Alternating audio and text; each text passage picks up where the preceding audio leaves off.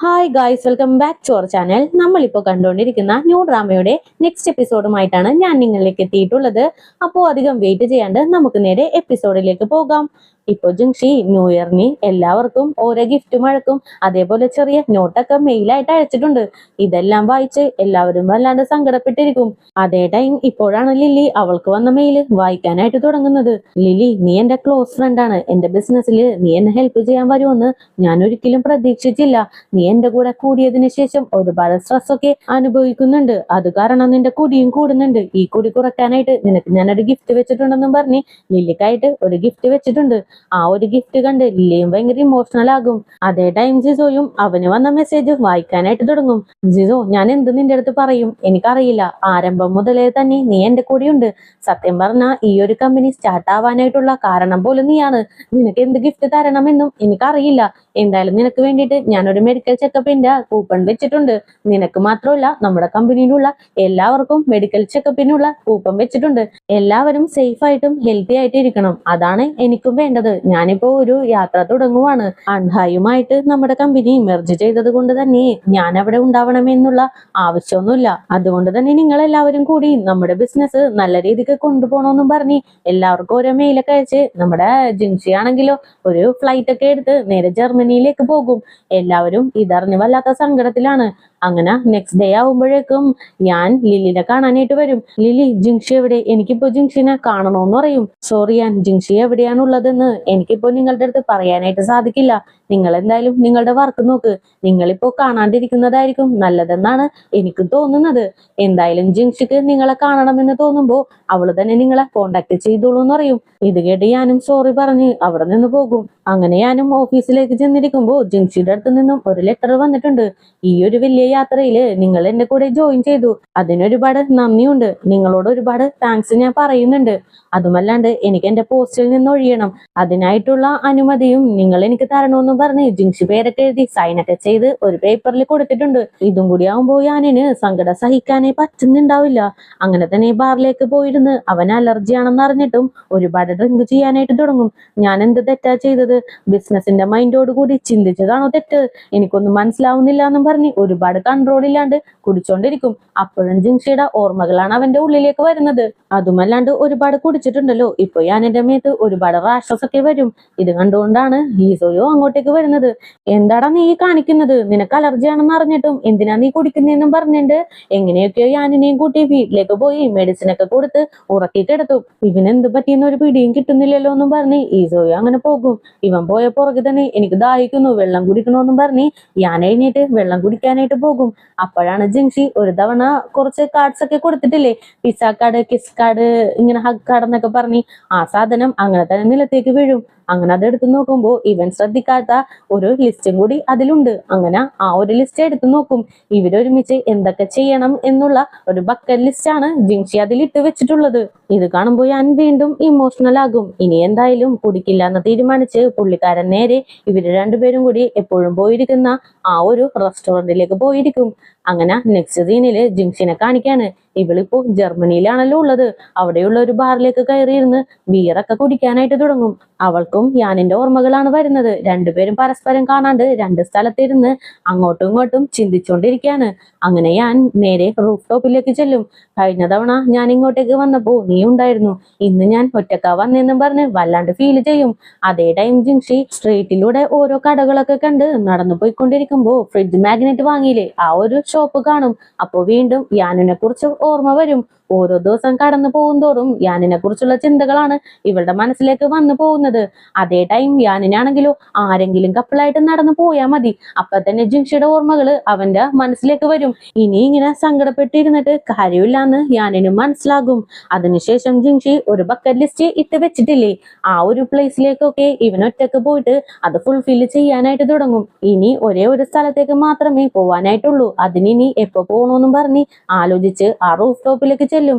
അങ്ങനെ next day മോർണിംഗും ആകും. അതുവരെ നമ്മുടെ യാൻ അവിടെ തന്നെ നിൽക്കും. ആ ഒരു ടൈമിന് തന്നെയാണ് യാനിന്റെ അസിസ്റ്റന്റും ലിങ്ങും ഈസോയും കൂടി അങ്ങോട്ടേക്ക് വരുന്നത്. ഓരോ ദിവസം കൂടുന്തോറും ബോസ് വല്ലാത്ത സങ്കടത്തിൽ ഇങ്ങനെ മുഴുകി പോകുമെന്ന് പേടിയാവുന്നുണ്ടെന്ന് പറയും. എന്തായാലും ഇപ്പോ നമ്മൾ 3 പേരുണ്ടല്ലോ, നമുക്ക് 3 പേർക്കും കൂടി പുള്ളിനെ ശരിയാക്കി എടുക്കാന്ന് ലിംഗം പറയും. അങ്ങനെ കുറച്ചു നേരം കഴിയുമ്പോൾ ലിങ്ങിന്റെ അടുത്ത് നിന്നും യാനിനൊരു കോള് വരും. എത്രയും പെട്ടെന്ന് ബാറിലേക്ക് വരാനും പറയും. അങ്ങനെ യാനും നേരെ ബാറിലേക്ക് ചെല്ലും. VIP സെക്ഷനിലേക്ക് ചെല്ലുമ്പോ അവിടെ എന്തോ സെറ്റപ്പ് ഒക്കെ ചെയ്ത് വെച്ചിട്ടുണ്ട്. ഈ 3 ബോയ്സും കൂടി എന്തോ കോമഡി ചെയ്യാൻ പോവാണെന്ന് യാനിനും ഏകദേശം കാര്യം പിടികിട്ടും. നീ പെട്ടെന്ന് ഇവിടെ നിന്ന് പോവരുത്, 5 മിനിറ്റ് മാത്രം മതി, ഞങ്ങളൊരു സ്റ്റോറി നിനക്ക് പറഞ്ഞു തരാൻ പോവാണ്, എന്തായാലും നീ അവിടെ ഇരിക്കുന്ന പറയും. ഓക്കെ എന്നും പറഞ്ഞ് യാനും അവിടെ ഇരിക്കും. അങ്ങനെ സ്ക്രീനും ഓപ്പൺ ആകും. ഒരു പപ്പറ്റ് ഷോയാണ് നടക്കാനായിട്ട് പോകുന്നത്. അങ്ങനെ ഷോയും സ്റ്റാർട്ട് ആകും. വലിയൊരു കാട്, അതിനുള്ളിൽ ഒരു ഫോക്സ് ഉണ്ട്. ഈ ഫോക്സ് ആണ് നമ്മുടെ ജിങ്ഷിയുടെ കയ്യിൽ എപ്പോഴും ഒരു സ്റ്റാർ ഉണ്ടാകും. ആ ഒരു സ്റ്റാറും കൊണ്ടാണ് ജിങ്ഷി ചുറ്റിക്കറങ്ങി നടക്കുന്നത്. അവൾക്ക് രണ്ട് ആഗ്രഹം മാത്രമേ ഉള്ളൂ. ഇടയ്ക്കൊക്കെ വിശക്കുമ്പോ ചിക്കൻ കഴിക്കണം, അതുമല്ലാണ്ട് അവളുടെ കൂടെ കമ്പനിക്കായിട്ട് ഒരാള് വേണം. അങ്ങനെ ജിങ്ഷിയും ആ കാട് മൊത്തം ചുറ്റിക്കറങ്ങി നടക്കുവാണ്. ആ ടൈമിനാണ് ഒരു ഹണ്ടർ വരുന്നത്. ഈ ഹണ്ടറാണ് നമ്മുടെ യാൻ. അങ്ങനെ ഹണ്ടർ ഫോക്സിനെ ഷൂട്ട് ചെയ്യാനായിട്ട് പോകും. അപ്പോഴേക്കും ഫോക്സ് അങ്ങോട്ടേക്ക് വന്ന്, നീ എന്തിനാണ് എന്നെ ഷൂട്ട് ചെയ്യാൻ പോകുന്നതെന്ന് ചോദിക്കും. നീ ഒരു ഫോക്സ് അല്ലേ, ഇവിടെയുള്ള കോഴികളെയൊക്കെ നീ പിടിച്ച് തിന്നില്ലേ, ഇനിയും നിന്റെ ജീവനോട് കൂടി വിട്ടാ ഇവിടെയുള്ള എല്ലാ കോഴികളെയും നീ തിന്ന് തീർക്കില്ലേ, അതുകൊണ്ട് തന്നെ ഞാൻ നിന്നെ ഹണ്ട് ചെയ്യാൻ പോവാണ്, ഞാനൊരു ഹണ്ടറാണ്, അപ്പൊ ഞാൻ ഹണ്ട് ചെയ്യുമെന്ന് പറയും. അപ്പൊ തന്നെ ഫോക്സും പേടിച്ച്, പ്ലീസ് എന്നെ ഹണ്ട് ചെയ്യരുത്, ഞാൻ ഇനി കോഴീനെ പിടിച്ച് കഴിക്കൊന്നുമില്ല, എനിക്ക് ഒരുപാട് സ്റ്റാർസിനെയൊക്കെ കളക്ട് ചെയ്യണം, അതാണ് എന്റെ ജീവിത ലക്ഷ്യം, പ്ലീസ് എന്നെ ഹണ്ട് ചെയ്യല്ലേന്നും പറഞ്ഞ് ഫോക്സ് അവിടെ നിന്ന് ഓടിപ്പോകും. ഓക്കെ, നീ ഇനി കോഴീനെ പിടിച്ച് തിന്നില്ല എന്ന് പറഞ്ഞല്ലോ, അതുകൊണ്ട് തന്നെ ഞാനും നിന്നെ ഹേർട്ട് ചെയ്യില്ല എന്നും പറഞ്ഞ് ഹണ്ടറും പോകും. അങ്ങനെ നെക്സ്റ്റ് ഡേയും ആകും. ഫോക്സിന്റെ കയ്യിലുള്ള എല്ലാ സ്റ്റാർസും ഒടിഞ്ഞു പോകും. കോഴീനെ പിടിച്ച് കഴിക്കാത്തത് കൊണ്ടാണ് സ്റ്റാർസ് എല്ലാം പോകുന്നതെന്ന് ഫോക്സിനും മനസ്സിലാകും. അതേ ടൈം ഹണ്ടറും ഹണ്ടിങ്ങിനായിട്ട് അങ്ങോട്ടേക്ക് വരും. ഇത് കാണുന്ന യാനിനും ജിൻഷിക്ക് എന്ത് ഡിസിഷൻ എടുക്കണമെന്ന് അറിയാൻ പാടില്ലാണ്ട് നിൽക്കുന്ന ടൈമിന് പോലും ഞാൻ അവളെ സപ്പോർട്ട് ചെയ്യാണ്ട് ബിസിനസിന്റെ കാര്യങ്ങളൊക്കെ നോക്കി നടക്കുമായിരുന്നു എന്ന് ഏകദേശം കാര്യം പിടികിട്ടും. അങ്ങനെ ഞാൻ വീണ്ടും ഷോ കാണാനായിട്ട് തുടങ്ങും. ആ ടൈമിന് ഫോക്സിന്റെ അടുത്തേക്ക് ഒരു കോഴിക്കുഞ്ഞ് വരും. തന്നെ ഈ ഫോക്സ് പിടിച്ച് തിന്നുമോന്ന് പേടിച്ച് ആ കോഴിക്കുഞ്ഞ് ഓടാനും തുടങ്ങും. ഫോക്സ് ആണെങ്കിലും ഞാൻ നിന്നെ പിടിച്ച് തിന്നില്ല എന്ന് പറയുന്നുണ്ട്. എന്നാലും കോഴിക്കുഞ്ഞ് അത് വിശ്വസിക്കാണ്ട് ഓടിക്കൊണ്ടിരിക്കും. ദേ നോക്ക്, ഞാൻ വെജിറ്റേറിയൻ ആയിട്ട് മാറി, നിന്നെ പിടിച്ച് ഞാൻ തിന്നില്ല എന്ന് വീണ്ടും ഫോക്സ് ഇങ്ങനെ പറഞ്ഞുകൊണ്ടിരിക്കും. ആ ടൈമിന് ഹണ്ടറും അങ്ങോട്ടേക്ക് വരും. എനിക്ക് ഹണ്ട് ചെയ്യാണ്ട് ഇരിക്കാൻ പറ്റില്ല എന്ന് പറഞ്ഞ് തോക്കും ചൂണ്ടി പിടിച്ച് നിൽക്കും. അപ്പൊ ശരി, നമുക്കൊരിക്കലും ഫ്രണ്ട്സ് ആയിട്ട് ഇരിക്കാൻ പറ്റില്ല എന്ന് എനിക്കിപ്പോ മനസ്സിലായി. മറ്റുള്ളവർക്ക് വേണ്ടിയിട്ട് നമുക്ക് നമ്മുടെ ക്യാരക്ടേഴ്സ് ഒന്നും മാറ്റാനും സാധിക്കില്ല എന്ന് എനിക്ക് മനസ്സിലായി. ഇനി നിനക്ക് നിന്റെ വഴി, എനിക്ക് എന്റെ വഴി എന്ന് പറഞ്ഞ് രണ്ടുപേരും പിരിഞ്ഞു പോകും. എന്തായാലും സ്റ്റാർസ് ഒക്കെ പൊട്ടിപ്പോയല്ലോ, അതൊക്കെ വീണ്ടും കളക്ട് ചെയ്യണമെന്നും പറഞ്ഞ് ഫോക്സ് അങ്ങനെ സ്റ്റാർസ് ഒക്കെ കളക്ട് ചെയ്യാനായിട്ട് തുടങ്ങും. ഇതൊക്കെ കണ്ടുകൊണ്ട് നിൽക്കുമ്പോഴാണ് ഹണ്ടർക്കും ഏകദേശം കാര്യം മനസ്സിലാവുന്നത്. ഡിഫറെന്റ് ക്യാരക്ടേഴ്സ് ഉള്ളവര് ഒന്നു ചേർന്ന് കഴിഞ്ഞാല് അവിടെ സ്നേഹം ഒരുപാടുണ്ടെങ്കിലും അവരൊരിക്കലും സെറ്റ് ആവില്ല. രണ്ടുപേരില് ഒരാൾക്ക് പോലും സ്നേഹം ഇല്ലാണ്ടായി കഴിഞ്ഞാല് അവരുടെ റിലേഷൻഷിപ്പിൽ ഒരർത്ഥവും ഉണ്ടാവില്ല. അതുകൊണ്ട് തന്നെ ഫോക്സ് എന്റെ അടുത്ത് നിന്നും പിരിഞ്ഞു പോകുന്നതാണ് നല്ലതെന്നും പറഞ്ഞ് ഹണ്ടർ ഇങ്ങനെ ചിന്തിച്ചുകൊണ്ടിരിക്കും. ഇതെല്ലാം കണ്ടു കഴിയുമ്പോഴത്തേക്കും യാനിനാണെങ്കിലും വല്ലാണ്ട് സങ്കടം വന്ന് കരയാനും തുടങ്ങും. അതേപോലെ ജിങ്ഷി എന്നെ വിട്ട് പിരിഞ്ഞതും കറക്റ്റ് തന്നെയാണ്, എന്നാലേ അവള് ഹാപ്പി ആയിട്ട് ഇരിക്കുള്ളൂ. അതേപോലെ എന്റെ പാതയിലും എനിക്ക് കോൺസെൻട്രേറ്റ് ചെയ്യാനായിട്ട് പറ്റും, ഒരിക്കലും എനിക്ക് അതിൽ നിന്ന് വിട്ടു പിരിയാനും പറ്റില്ല എന്ന് ഞാൻ ഇങ്ങനെ ചിന്തിച്ചുകൊണ്ടിരിക്കും. അതേ ടൈം ജിങ്ഷി മെഡിക്കൽ ഫീൽഡിൽ AI ടെക്നോളജി എത്ര അളവിന് ഹെൽപ്ഫുൾ ആയിരിക്കും ഒന്ന് റിസർച്ച് ചെയ്ത് അതിന് വേണ്ടിയിട്ടുള്ള ഒരു ക്ലാസ് ഒക്കെ അറ്റൻഡ് ചെയ്യാനായിട്ട് തുടങ്ങിയിട്ടുണ്ട്. അതിന്റെ കൂടെ തന്നെ ജർമ്മൻ ഭാഷയും പഠിക്കുന്നുണ്ട്. അങ്ങനെ കുറച്ച് ദിവസം കഴിയുമ്പോൾ ഞാനും ജിങ്ഷിയും കൂടി കുറെ പ്രാവുകളുടെ ഇടയിലേക്കൊക്കെ ചെന്ന് ഫോട്ടോസ് ഒക്കെ ഒരുപാട് എടുത്തിട്ടില്ലേ, അവിടെയുള്ള ഒരു ഷോപ്പിൽ നിന്ന് ഫുഡ് കഴിച്ചുകൊണ്ടിരിക്കുകയാണ്. ആ ടൈമിന് ജിങ്ഷിയുടെ അടുത്ത ടേബിളിൽ ഒരു പയ്യൻ ഇരിക്കുന്നുണ്ട്. ഇവന്റെ പേര് ചെങ്ലി. ഇവനാണെങ്കിലോ AI ടെക്നോളജിനെ കുറിച്ച് ഒരുപാട് ഇങ്ങനെ സംസാരിച്ചുകൊണ്ടിരിക്കുകയാണ്. ഇത് കേൾക്കുമ്പോഴാണ് ജിങ്ഷി ശ്രദ്ധിക്കുന്നത്. ഇവൻ പുതിയ ആളാണല്ലോ, ഞാൻ അറിയാണ്ട് ഒരു ചൈനീസ് ആള് ഇവിടെ ഉണ്ടോന്നും പറഞ്ഞ് ഇവർ സംസാരിക്കുന്നത് ശ്രദ്ധിച്ചുകൊണ്ടിരിക്കും. ചെങ്ലി AI ടെക്നോളജിനെ കുറിച്ചും ഒരുപാട് പഠിച്ചിട്ടുണ്ട്, അതേപോലെ മെഡിസിനും ഒരുപാട് പഠിച്ചിട്ടൊക്കെ ഉണ്ട്. അങ്ങനെ അത് രണ്ടും മിക്സപ്പ് ചെയ്ത് ഒരുപാട് കാര്യങ്ങൾ ഇങ്ങനെ സംസാരിച്ചുകൊണ്ടിരിക്കും. ഞാൻ ഇത്രയും കാര്യങ്ങളെല്ലാം പഠിച്ചത് എന്റെ നാടിന് വേണ്ടിയിട്ടാണ്. ചൈനയിലേക്ക് എത്രയും പെട്ടെന്ന് പോവാനായിട്ട് ഞാൻ ട്രൈ ട്രൈ ചെയ്തുകൊണ്ടിരിക്കുകയാണ്. എനിക്ക് ചൈനയിലേക്ക് പോയിട്ട് ഒരുപാട് കാര്യങ്ങൾ ചെയ്യാനായിട്ടുണ്ടെന്ന് ചെങ്ലി ഇങ്ങനെ പറഞ്ഞുകൊണ്ടിരിക്കും. അതിനിടയിൽ ജിൻഷി എന്തായാലും പോയേക്കാന്നും പറഞ്ഞ് അവിടെ നിന്ന് അവളുടെ ബാഗും എടുത്ത് നേരെ പ്രാവിന് തീറ്റ കൊടുക്കാനായിട്ട് പോകും. ആ ടൈമിന് തന്നെ ചെങ്ലിയും ഞാനും പോവാണ്. അകത്തേക്ക് ചെന്നിട്ട് എന്റെ ബാഗ് എടുത്തിട്ട് പോയിക്കോളാന്നും പറഞ്ഞ് ചെങ്ലി അകത്തേക്ക് പോയി ബാഗും എടുത്ത് പുറത്തേക്ക് വരും. ആ ടൈമിനാണ് ചെങ്ലിയുടെ കയ്യിൽ നിന്ന് ഒരു കള്ളൻ ബാഗും തട്ടിപ്പറിച്ചുകൊണ്ട് ഓടുന്നത്. ഇതാണെങ്കിലോ പ്രാവിന് തീറ്റ കൊടുത്തോണ്ടിരുന്നേച്ചാ നമ്മുടെ ജിൻഷിയും കാണും. കള്ളൻ ഓടി വരുമ്പോ നൈസായിട്ട് കാല് കുറുകെ വിട്ട് ആ കള്ളനെ ഉരുട്ടിയിടും. അങ്ങനെ അയാളും ആ ബാഗ് ഓടിയിട്ട് ഓടിപ്പോകും. അങ്ങനെ ചിങ്ലിയും ജിൻഷിയുടെ അടുത്തേക്ക് വന്ന് ജർമ്മനിയിൽ ഒരു താങ്ക്സ് പറയും. ഇവളാണെങ്കിലോ ചൈനീസില് അത് കുഴപ്പമില്ലാന്നറിയും. അയ്യോ, നിങ്ങൾ ചൈനീസ് ആണോ? ഞാനും ചൈനീസ് ആണ്, എന്റെ പേര് ചിങ്ലി എന്നും പറഞ്ഞ് ഇൻട്രൊഡ്യൂസ് ആകും. അങ്ങനെ ജിൻഷിയും എന്റെ പേര് ജിൻഷി എന്ന് പറയും. അതുമല്ലാണ്ട് നിങ്ങൾ AI ഫീൽഡിൽ ഒരുപാട് കാര്യങ്ങൾ പഠിച്ചിട്ടുണ്ടല്ലേ, പിന്നെ നിങ്ങൾ മെഡിക്കൽ ഫീൽഡിലാണെന്നും എനിക്ക് മനസ്സിലായി. നിങ്ങൾ അവിടെ ഇരുന്ന് സംസാരിക്കുന്നതെല്ലാം ഞാൻ കേട്ടായിരുന്നു. ഞാനും മെഡിക്കൽ ഫീൽഡിൽ തന്നെയാണുള്ളത്. എന്തായാലും ഭാഗ്യമുണ്ടെങ്കിൽ നമുക്ക് നെക്സ്റ്റ് ടൈം മീറ്റ് ചെയ്യാമെന്നും പറഞ്ഞ് ബായൊക്കെ പറഞ്ഞ് ജിൻഷി അവിടെ നിന്ന് പോകും. ജിൻഷിയുടെ ഈ സ്മാർട്ട്നെസ് ഒക്കെ ചിങ്ലിയില് ഒരു ഇംപ്രഷൻ ഉണ്ടാക്കിയിട്ടുണ്ട്. അതുകൊണ്ട് തന്നെ ജിൻഷി പോകുന്നത് നോക്കി ചിരിച്ചുകൊണ്ട് നിൽക്കും. അതേ ടൈം ലില്ലിനെയും നാൻസിനെയും കാണിക്കാണ്. രണ്ടുപേരും കൂടി ഗെയിം ഒക്കെ കളിച്ചോണ്ടിരിക്കുമ്പോ ലില്ലിയുടെ അമ്മയുടെ ഒരു വീഡിയോ ലില്ലിയുടെ ഫോണിലേക്ക് വരും. ലില്ലിയുടെ അമ്മയും ഫ്രണ്ട്സ് ഒക്കെ കൂടി ഒത്തുചേർന്ന് പാർക്കിലൊക്കെ പോയി ഡാൻസ് കളിക്കില്ലേ, അങ്ങനെയുള്ള ഒരു വീഡിയോയാണ്. എന്താടി ഇത്, നിന്റെ അമ്മ നല്ല ഹാപ്പിയാണല്ലോ, പുള്ളിക്കാരി നന്നായിട്ട് എൻജോയ് ചെയ്യുന്നുണ്ടല്ലോ, എന്ത് പറ്റിയെന്ന് ഇങ്ങനെ ചോദിക്കും. ആടാ, അമ്മ ഭയങ്കര ഹാപ്പിയാണ്. ഒരു തവണ ഞാൻ സിസോന എന്റെ ബോയ് ഫ്രണ്ട് ആണെന്നും പറഞ്ഞ് ഇൻട്രൊഡ്യൂസ് ചെയ്ത് കൊടുത്തു. അതിനുശേഷം പുള്ളിക്കാരി ഭയങ്കര ഹാപ്പിയാണ്. സിസോന പോലുള്ള ഒരു ബോയ് ഫ്രണ്ടിനെ വേണം എനിക്ക് കിട്ടാനെന്ന് അമ്മ ഒരുപാട് ആഗ്രഹിച്ചു എന്ന് തോന്നുന്നു. അതുകൊണ്ടാറ്റിയാണ് ഭയങ്കര ഹാപ്പി എന്ന് പറയും. സത്യത്തിൽ ഞാൻ വിചാരിച്ചത് അവനൊരു മണ്ടനാണെന്നാണ്. പക്ഷെ അവന്റെ ഉള്ളിലും ഒരുപാട് കഴിവുകളൊക്കെ ഒളിഞ്ഞു കിടപ്പുണ്ട്. അവനാള് പുലിയാണെന്ന് നാൻസിയും പറയും. അപ്പൊ തന്നെ ലില്ലി, അല്ല നമ്മുടെ ജിൻഷി ജർമ്മനിയിലേക്ക് പോയിട്ട് കുറച്ചായല്ലോ, ഇനി അവിടെ വല്ല പയ്യന്മാരെ കറക്കിയെടുത്ത് ഡേറ്റിങ്ങിനൊക്കെ പോയി നടക്കുമായിരിക്കും. എന്തായാലും അവളുടെ ജീവിതം എന്നും പറഞ്ഞിട്ട് ജിൻഷിനെ പറ്റി രണ്ടുപേരും കൂടി സംസാരിച്ചുകൊണ്ടിരിക്കും. അതേ ടൈം ചെങ്ലീനെ കാണിക്കാണ്. ജർമ്മനിയിലുള്ള ഒരു ലൈബ്രറിയിലേക്ക് ചെന്ന് അവിടെയുള്ള പ്രൊഫസറിന്റെ അടുത്ത് ഒരുപാട് ബുക്സിനെയൊക്കെ പറ്റി റെഫറൻസ് ഒക്കെ ചോദിച്ചുകൊണ്ടിരിക്കും. നീ വായിക്കാത്ത ഒരു ബുക്സ് പോലും ഈ ലൈബ്രറിയിൽ ഇല്ല, എന്നിട്ടാണ് നീ എന്റെ അടുത്ത് റെഫറൻസ് ചോദിക്കുന്നതെന്ന് ആ പ്രൊഫസറും ചോദിച്ചുകൊണ്ടിരിക്കും. ആ ടൈമിനാണ് ജിൻഷി അങ്ങോട്ടേക്ക് വരുന്നത്. ജിൻഷിനെ കാണുമ്പോ തന്നെ ചെങ്ലി ഹായ് എന്ന് പറഞ്ഞ് അടുത്തേക്ക് വിളിക്കും. അല്ല, നിങ്ങൾക്ക് ഇതിനു മുമ്പ് കണ്ടു വല്ല പരിചയമുണ്ടോ എന്ന് ചോദിക്കും. ആ, ഒരു പ്രാവശ്യം കണ്ട് പരിചയമുണ്ട്.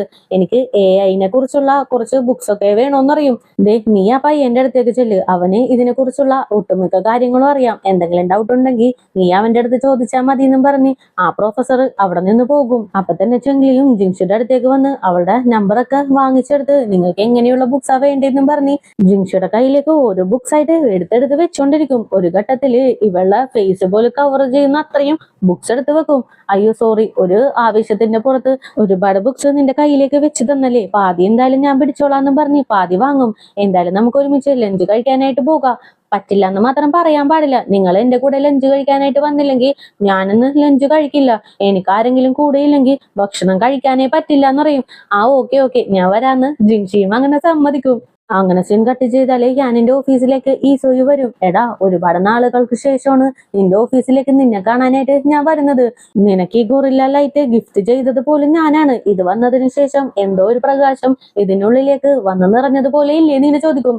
ആ, മതി, നീ എന്തിനാ വന്നത്? വന്ന കാര്യം പറഞ്ഞിട്ട് എത്രയും പെട്ടെന്ന് പുറത്തേക്ക് പോയിക്കോ. പോകുമ്പോ ആ ഡോറും കൂടി അടച്ചേക്കണോന്ന് പറയും. ഓ, നിന്റെ ലവ് ഫെയിലിയർ ആയതിനു ശേഷം നീ എല്ലാവരോടും ഇത്തിരി റൂഡായിട്ടാണ് ബിഹേവ് ചെയ്യുന്നത്. എന്നോട് അതിനേലും റൂഡാണ്. ഞാൻ എന്തായാലും പോവാന്നും പറഞ്ഞ് ഈസോയി അവിടെ നിന്ന് പോകും. അതേ ടൈം ലില്ലി ഓഫീസിലേക്ക് ചെന്ന് സ്റ്റാഫിനെ എല്ലാം നോക്കും. എല്ലാവരും ഭയങ്കര ഡള്ളായിട്ടായിരിക്കുന്നത്. എന്താ പ്രോബ്ലം എന്ന് അപ്പൊ തന്നെ ലില്ലിയും ചോദിക്കും. ഇവിടെയുള്ള എല്ലാവർക്കും തന്നെ മുമ്പ് കിട്ടിക്കൊണ്ടിരുന്ന ഒരു മര്യാദയും ഇപ്പോ കിട്ടുന്നില്ല. ഇപ്പോഴാണെങ്കിലോ ഇവിടെയുള്ള എല്ലാവരും തന്നെ കുറച്ച് ലേറ്റ് ആയിട്ടാണ് വർക്ക് സ്റ്റാർട്ട് ചെയ്യുന്നത്. ഈസോയി ആണെങ്കിലോ പെട്ടെന്ന് തന്നെ വർക്ക് തീർക്കണോന്നും പറഞ്ഞ് വല്ലാണ്ട് പ്രഷർ തരുന്നുണ്ട്. സത്യം പറഞ്ഞാൽ വല്ലാത്ത പ്രഷറിലാണ് ഈ ഓഫീസ് റണ്ണായിക്കൊണ്ടിരിക്കുന്നതെന്ന് പറയും. ഇത് കേട്ട ഉടനെ ലില്ലി നേരെ സിസോനെ കാണാനായിട്ട് ചെല്ലും. ബോസ് ആയിട്ടുള്ള നീ തന്നെ ഇത്രക്ക് പ്രഷർഫുൾ ആയിട്ട് ഇരുന്ന് കഴിഞ്ഞാല് ഇവിടെയുള്ള സ്റ്റാഫിനും എന്തോരം പ്രഷർ അനുഭവിക്കേണ്ടി വരും. അത് നീ ചിന്തിച്ചിട്ടുണ്ടോ? എന്തായാലും നീ ഒന്ന് കൂളായിട്ട് ഇരിക്കുന്ന പറയും. ആ, നീ പറയുന്നതും ശരിയാണ്. കൂളായിട്ട് ഇരിക്കാനായിട്ട് എനിക്കും ഒരുപാട് ആഗ്രഹമുണ്ട്. പക്ഷെ എന്ത് ചെയ്യാനാണ്, അൺഹായുമായിട്ട് നമ്മൾ മെർജായതിനു ശേഷം കൂടുതൽ പ്രോഫിറ്റും അൺഹൈക്കാണ് പോയിക്കൊണ്ടിരിക്കുന്നത്. അതിന്റെ പ്രഷർ എല്ലാം എനിക്കുണ്ടെന്ന് പറയും. ആ ടൈമിനാണ് നീന അകത്തേക്ക് കയറി വരുന്നത്. നിങ്ങൾ വല്ലതും അറിഞ്ഞോ? നമുക്ക് കിട്ടേണ്ട പ്രൊഡക്റ്റ് വേറൊരു കമ്പനിക്ക് ആയിട്ട് കൊടുത്തു. നമുക്കിനി പ്രൊഡക്റ്റ് 3 മാസം കഴിഞ്ഞ് വരുള്ളൂ എന്നാ പറഞ്ഞത്. ഇനി നമ്മൾ എന്ത് ചെയ്യും? എനിക്കൊരു പിടിയും കിട്ടുന്നില്ല എന്ന് പറയും. ഇത് കേട്ട് ലില്ലിക്കും ഇവരെ കൊണ്ട് വല്ലാത്ത ശല്യമായല്ലോ, ഇനി നമ്മൾ എന്ത് ചെയ്യുമെന്നും പറഞ്ഞ് ആലോചിച്ചുകൊണ്ടിരിക്കും. അതേ ടൈം ലിങ്ങിന്റെ ബാറിലേക്ക് നാൻസി ലിങ്ങിനെ കാണാനായിട്ട് വരും. രണ്ടുപേരും കൂടി ഇരിക്കുമ്പോൾ പെട്ടെന്ന് ലിങ്ങിന് ഒരു കോള് വരും. അമ്മക്ക് എന്തോ പാടില്ല എന്നാണ് പറയുന്നത്.